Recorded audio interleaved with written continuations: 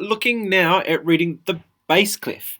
The bass clef being the lower one of the two between the bass clef and the treble clef.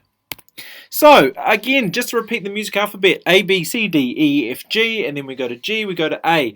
Do, Re, Mi, Fa, Sol, La, Ti, Do. It should be T-I, not T-E. Damn, who cares? No, it should be T-I, but just remember that. But A, B, C, D, E, F, G, then goes back to A, B, C, D, E, F, G, A, B, C, D, F, G. Now, for some of you, because of the bass clef, you might be going backwards. So you might be doing A, G, F, E, D, C, B, A, G, F, E, D, C, B, A. So just keep that in mind. If you're going down the treble, down the bass clef from the top, you're going backwards in the alphabet. If you're going up the stave on the clef, then you're going up the alphabet. All right, let's move on. So the bass clef, as I said, is the lower clef of the two clefs. It looks like a snail climbing a wall. So there's the snail and there's its eyes, and it's just making its way up the wall. Now, some people might also say it looks like a sad face. It is a sad face, or it could be a sad face. Sad face, snail, sad face, snail. Well, up to you.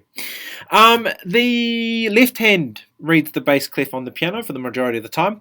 Other instruments include the cello, the trombone, the bass voice, the only voice type that actually reads the bass clef, the bassoon from the woodwind instrument, which has a spelling mistake in it, and the gas guitar, which also has also has a spelling mistake in it, which is the bass guitar. So the bass guitar and the bassoon also read the bass clef.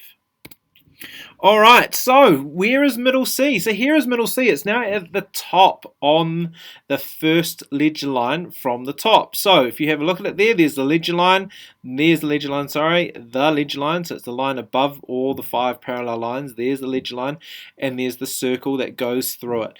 That is middle C. Okay, so now you can maybe start to see how this connects. No pun intended, if you got that. So, let's have a look.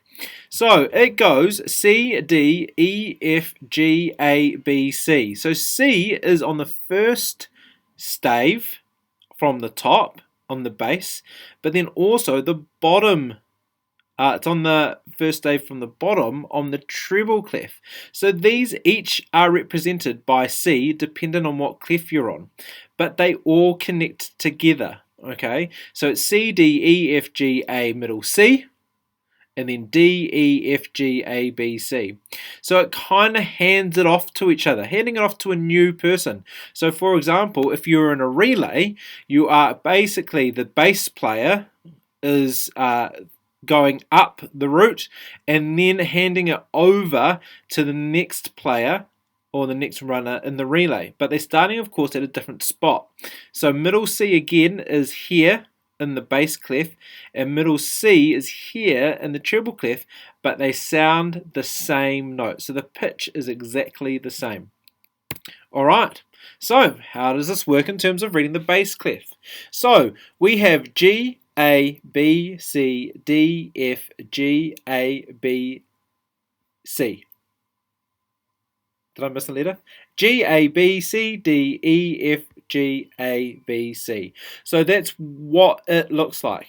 Okay, so again, if you're going from space, line, space, line, space, line, space, you're going up or ascending, that means you're going up the alphabet. If you're going from space, line, space, line, space, line, ascending down the stave, then you're going backwards in the alphabet.